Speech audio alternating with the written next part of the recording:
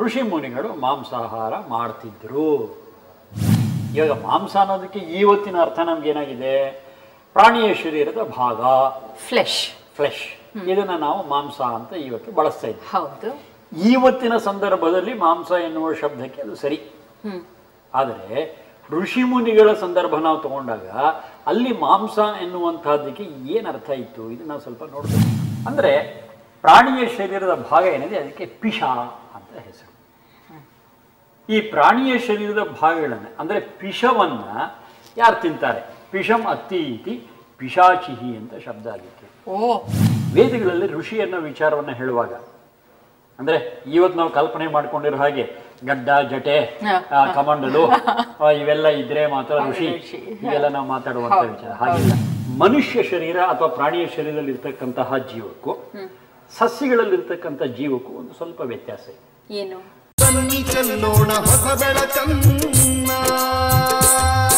ಇನ್ನು ಮುಂದಿಂದು ಇನ್ನೊಂದು ವಿಚಾರ ನೀವು ಕೇಳಿದ್ದೇನೆ ಅಂತಂದ್ರೆ, ಋಷಿ ಮುನಿಗಳು ಮಾಂಸಾಹಾರ ಮಾಡ್ತಿದ್ರಲ್ಲ. ವೇದಾಂತೀಯ ವೇದ ಹೇಳಿದ ಋಷಿ ಮುನಿಗಳು ಅಂತೀರ, ಅವರೇ ಮಾಂಸಾಹಾರ ಮಾಡ್ತಿರುವಾಗ ಇದೆಯಂತ ಅಂತ ಇದು ಸಾಧಾರಣವಾಗಿ ಜನರಲ್ಲಿ ಬರ್ತಕ್ಕಂಥ ಒಂದು ಪ್ರಶ್ನೆ ಅಂತ ಇಟ್ಕೊಂಡ, ಅಥವಾ ಕೆಲವರು ಮಾಡ್ತಕ್ಕಂಥ ಆಕ್ಷೇಪಣೆ ಅಂತ ಬೇಕಾದ್ರೆ ಇಟ್ಕೊಂಡು ಋಷಿ ಮುನಿಗಳು ಮಾಂಸಾಹಾರ ಮಾಡ್ತಿದ್ರು. ಗಾಬರಿ ಆಗ್ಬೇಡ, ಯಾಕೆಂತಂದ್ರೆ ಅಲ್ಲೊಂದು ಸೂಕ್ಷ್ಮ ಇದೆ. ಮಾಂಸ ಅಂದ್ರೆ ಏನು ಅಂತ. ಇವಾಗ ಮಾಂಸ ಅನ್ನೋದಕ್ಕೆ ಇವತ್ತಿನ ಅರ್ಥ ನಮ್ಗೇನಾಗಿದೆ, ಪ್ರಾಣಿಯ ಶರೀರದ ಭಾಗ, ಫ್ಲೆಶ್. ಇದನ್ನ ನಾವು ಮಾಂಸ ಅಂತ ಇವತ್ತು ಬಳಸ್ತಾ ಇದ್ದೀವಿ. ಹೌದು. ಇವತ್ತಿನ ಸಂದರ್ಭದಲ್ಲಿ ಮಾಂಸ ಎನ್ನುವ ಶಬ್ದಕ್ಕೆ ಅದು ಸರಿ. ಆದರೆ ಋಷಿ ಮುನಿಗಳ ಸಂದರ್ಭ ನಾವು ತಗೊಂಡಾಗ ಅಲ್ಲಿ ಮಾಂಸ ಎನ್ನುವಂತಹದ್ದಕ್ಕೆ ಏನು ಅರ್ಥ ಇತ್ತು ಇದು ನಾವು ಸ್ವಲ್ಪ ನೋಡ್ಬೇಕು. ನಾವು ಏನರ್ಥ? ಅಲ್ಲಿ ಹಣ್ಣಿನ ತಿರುಳು ಅಂತಕ್ಕಂಥ ಅರ್ಥ ಇದೆ ಮಾಂಸ ಅನ್ನೋ ಶಬ್ದಕ್ಕೆ. ಇವತ್ತಿಗೂ ಕೂಡ ಹಲವಾರು ಡಿಕ್ಷನರಿಗಳಲ್ಲಿ ನಾವು ಇದನ್ನ ನೋಡಬಹುದು. ನಾವು ಮಾಂಸ ಅಂತನ್ನುವಾಗ fleshy part of a fruit, ಹಣ್ಣಿನ ತಿರುಳಿಗೆ ಮಾಂಸ ಎನ್ನುವ ಅರ್ಥವೂ ಕೂಡ ಇದೆ ಅನ್ನೋದನ್ನ ಕೊಡ್ತಾರೆ. ಅಂದಮೇಲೆ ಈ ಅರ್ಥದಲ್ಲಿ ಋಷಿ ಮುನಿಗಳು ಮಾಂಸ ತಿಂತಿದ್ರು ಅಂತಂದ್ರೆ ಇವತ್ತಿನ ಅರ್ಥದ ಮಾಂಸ ತಗೋಬಾರ್ದು, ಆವತ್ತಿನ ಅರ್ಥದ ಮಾಂಸ ತಗೋಬೇಕು. ಹಣ್ಣಿನ ತಿರುಳು ತಿಂತ ಇದ್ರು. ಇನ್ನೊಂದು ಪ್ರಶ್ನೆ ಬರುತ್ತೆ, ಸರಿಪ್ಪ ಮಾಂಸ ಅಂತಾರೆ, ಹಣ್ಣಿನ ತಿರುಳು ಸರಿ, ಆದ್ರೆ ಈ ಪ್ರಾಣಿಯ ಶರೀರದ ಭಾಗ ತಿಂತ ಇದ್ರಲ್ಲ ಇವ್ರಿಗೇನ್ ಕರೀತಿದ್ರು? ಇದೊಂದು ಪ್ರಶ್ನೆ ಆವತ್ತಿನ ಸಂದರ್ಭದಲ್ಲಿ. ಪಿಶ ಅವಯವೇ ಅಂತ ಹೇಳಿ ಒಂದು ಧಾತು ಇದೆ. ಅಂದ್ರೆ ಪ್ರಾಣಿಯ ಶರೀರದ ಭಾಗ ಏನಿದೆ ಅದಕ್ಕೆ ಪಿಶ ಅಂತ ಹೆಸರು. ಈ ಪ್ರಾಣಿಯ ಶರೀರದ ಭಾಗಗಳನ್ನ ಅಂದ್ರೆ ಪಿಶವನ್ನ ಯಾರು ತಿಂತಾರೆ, ಪಿಶಂ ಅತ್ತಿ ಇತಿ ಪಿಶಾಚಿಹಿ ಅಂತ ಶಬ್ದ ಆಗಿತ್ತು. ಅಂದ್ರೆ ಇವತ್ತು ರೂಢೊಳಗೆ ನಾವು ದೆವ್ವಾಭೂತ ಪಿಶಾಚಿ ಅಂತೀವಲ್ಲ, ಅದಲ್ಲ. ಪ್ರಾಣಿಯ ಶರೀರದ ಭಾಗವನ್ನು ತಿನ್ನುವವರೆಗೆ ಇರತಕ್ಕಂಥ ವೈದಿಕ ಶಬ್ದ ಇದೆ. ಎಲ್ಲ ನಾವು ಆಲೋಚನೆ ಮಾಡಬೇಕು. ಅವರು ಋಷಿ ಮುನಿಗಳು ಮಾಂಸಾಹಾರ ಮಾಡ್ತಿದ್ರೆ ಹಣ್ಣಿನ ತಿಳು ತಿಂತ ಇದ್ರು, ಅವರು ಪಿಶವನ್ನ ತಿಂತ ಇರಲಿಲ್ಲ.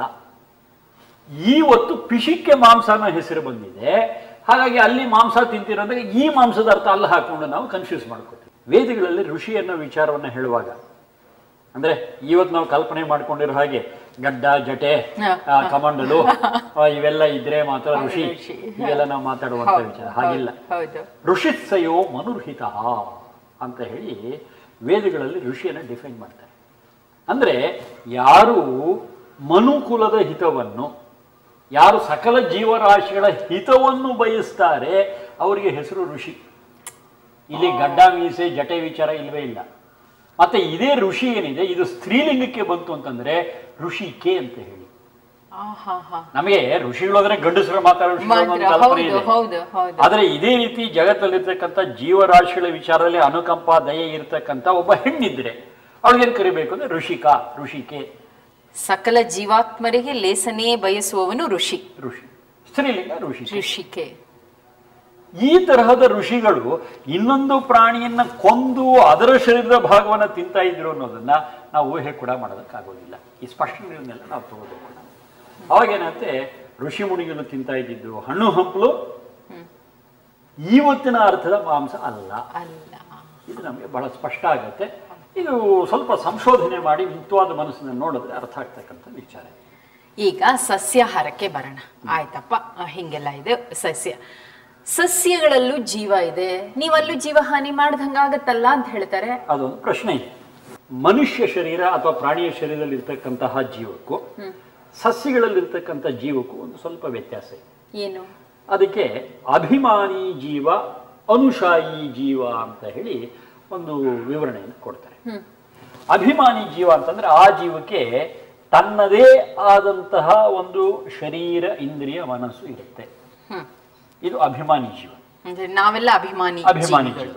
ಅನುಶಾಯಿ ಜೀವ ಅಂತಂದ್ರೆ ಅಲ್ಲಿ ಜೀವ ಒಂದು ಸುಪ್ತ ಸ್ಥಿತಿಯಲ್ಲಿ ಇರುತ್ತೆ ಅಷ್ಟೇ ಹೊರತು ಇದು ತನ್ನದು ಅನ್ನತಕ್ಕಂತಹ ಅಭಿಮಾನ ಅಲ್ಲಿರೋದಿಲ್ಲ, ಅಟ್ಯಾಚ್ಮೆಂಟ್ ಇರೋದಿಲ್ಲ. ಅಂದ್ರೆ ಒಂದು ಸರಳವಾದ ಉದಾಹರಣೆ ನಮ್ಮ ಗುರುಗಳು ಹೇಳಿದ್ದು, ನಮ್ಮ ಮನೆಗೆ ಬೆಂಕಿ ಬಿತ್ತು ಅಂತ ಇಟ್ಕೊಂಡ, ನಾವೇನ್ ಮಾಡ್ತೀವಿ? ಫೈರ್ ಇಂಜಿನ್ ಫೋನ್ ಮಾಡು, ನೀನ್ ಬಾ ಇವ್ರ ಬಾ ಎಲ್ಲ ಬಾ, ನೀರು ಹಾಕಿ ಆರ್ಸೋಕೆ ನಮ್ಮನೆ ಬೆಂಕಿ ಬಿದ್ದೋಗಿದೆ. ಈ ತರದ ಒಂದು ಅಟ್ಯಾಚ್ಮೆಂಟ್. ಅದೇ ನಾವೊಂದು ಹೋಟ್ಲಲ್ಲಿ ಇದೀವಿ ಅಂತ ಇಟ್ಕೋಣ, ಹೋಟ್ಲಿಗೆ ಬೆಂಕಿ ಬಿತ್ತು, ಏನ್ ಮಾಡ್ತೀವಿ? ನಮ್ಮ ಲಗೇಜ್ ಎತ್ಕೊಂಡು ತೆಪ್ಪ ಹಾಕಿ ಹೋಗ್ತೀವಿ. ಹೋಟ್ಲ್ ಹೋದ್ರಷ್ಟು ಬಿಟ್ರೆ, ಯಾಕೆಂದ್ರೆ ನಮ್ದು ಅನ್ನುವಂಥ ಅಭಿಮಾನ ಇಲ್ಲ. ಅಂದ್ರೆ ಸಸ್ಯಾದಿಗಳಲ್ಲಿರ್ತಕ್ಕಂಥ ಜೀವ ಏನಿದೆ ಅದು ಅನುಶಾಯಿ ಜೀವ, ಅಭಿಮಾನಿ ಜೀವ ಅಲ್ಲ. ಒಂದಂಶ. ಎರಡನೇದೇನು ಅಂತಂದ್ರೆ ಈ ಅಭಿಮಾನಿ ಜೀವದಲ್ಲಿ ಏನು ಒಂದು ನೋವು ನಲುವನ ಸ್ಪಂದನಗಳನ್ನ ತಗೊಂಡು ಹೋಗ್ತಕ್ಕಂಥ ನರಮಂಡಲ ವ್ಯವಸ್ಥೆ ಇದೆ ಮತ್ತು ಅದನ್ನು ಅರ್ಥ ಮಾಡಿಕೊಳ್ತಕ್ಕಂಥ ಮಿದುಳಿನ ವ್ಯವಸ್ಥೆ ಏನಿದೆ, ಇದು ಸಸ್ಯಾದಿಗಳಲ್ಲಿ ಇಲ್ಲ. ಅವು ಭೌತಿಕವಾಗಿ ಪ್ರತಿಕ್ರಿಯೆ ಕೊಡುತ್ತೆ. ಒಂದು ಕರ್ಕಶವಾದ ಧ್ವನಿ ಇರಬಹುದು ಅಥವಾ ಸುಮಧುರವಾದಂಥ ಧ್ವನಿ ಇರಬಹುದು, ಇವಳಿಗೆ ಭೌತಿಕವಾಗಿರತಕ್ಕಂತಹ ಒಂದು ಪ್ರತಿಕ್ರಿಯೆನ ಕೊಡುತ್ತೆ ಹೊರತು ಆಲೋಚನೆ ಮಾಡಿ ಆ ಮಿದುಳಿನ ಬುದ್ಧಿನ ಉಪಯೋಗಿಸಿ ಕೊಡ್ತಕ್ಕಂಥ ಪ್ರತಿಕ್ರಿಯೆ ಇದೆಯಲ್ಲ, ಆ ಥರದ ಪ್ರತಿಕ್ರಿಯೆ ಅದರಲ್ಲಿಲ್ಲ. ಅಂದ್ರೆ ಅದರ ಅರ್ಥ ಯಾವುದೋ ಒಂದು ಸಸ್ಯವನ್ನ ನಾವು ಬಳಸಿದ್ರೆ ಅಲ್ಲಿ ಎಲ್ಲೋ ಒಂದು ಜೀವಹಾನಿ ಅಥವಾ ಜೀವ ಹಿಂಸೆ ಮಾಡುವಂತ ಪ್ರಶ್ನೆ ಬರಲ್ಲ.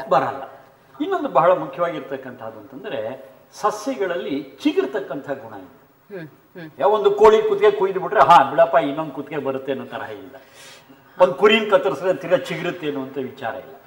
ಆದರೆ ಒಂದು ವೃಕ್ಷ ಏನಿದೆ ಅದ್ರದ್ದು ಯಾವುದೋ ಒಂದು ರೆಂಬೆಯನ್ನು ನಾನು ತಗೊಂಡಿದ್ದೀವಿ ತಿರ್ಗಾ ಚಿಗುರುತ್ತೆ, ಒಂದು ಎಲೆ ತಗೊಂಡೆ ಚಿಗುರುತ್ತೆ, ಒಂದು ಹಣ್ಣು ತಗೊಂಡೆ ಚಿಗುರುತ್ತೆ. ಅಂದ್ರೆ ಮೂಲ ಸಸ್ಯಕ್ಕೆ ಯಾವುದೇ ತರಹದ ಜೀವಹಾನಿ ಇಲ್ಲ. ಇದು ಕೂಡ ಸಸ್ಯದಲ್ಲಿ ಇರ್ತಕ್ಕಂಥ ಇನ್ನೊಂದು ವಿಶೇಷ ಗುಣ. ನೀವು ಎಲ್ಲದರ ಜೊತೆಗೆ ಇನ್ನೊಂದು ಬಹಳ ಮುಖ್ಯವಾಗಿರ್ತಕ್ಕಂಥ ವಿಚಾರ ಏನಂತಂದ್ರೆ ನಿಜವಾಗಲೂ ಮನುಷ್ಯನ ಆಹಾರ, ಸಸ್ಯಾಹಾರದಲ್ಲೂ ಕೂಡ ಹಣ್ಣು ಇದು ಬಹಳ ಮುಖ್ಯವಾಗಿರ್ತಕ್ಕಂಥ. ಈ ಹಣ್ಣು ಅಂತ ಹೇಳುವಾಗ ಒಂದು ಅದ್ಭುತವಾದಂಥ ವಿಚಾರ ಅರ್ಥ ಮಾಡ್ಕೋಬೇಕು. ಸಸ್ಯಾದಿಗಳು ಒಂದ್ ಕಡೆ ಬೇರೂರಿರ್ತಕ್ಕಂಥ ತಾನೆ, ಹೋದಕ್ಕಾಗೋದಿಲ್ಲ. ಆದರೆ ಅವುಗಳ ಸಂತಾನ ಅಭಿವೃದ್ಧಿಗೋಸ್ಕರವಾಗಿ ಅವುಗಳ ಬೀಜ ಪ್ರಸಾರ ಆಗಬೇಕು, ಸೀಡ್ ಡಿಸ್ಪರ್ಷನ್ ಅಂತ ಕರೀತಾರೆ.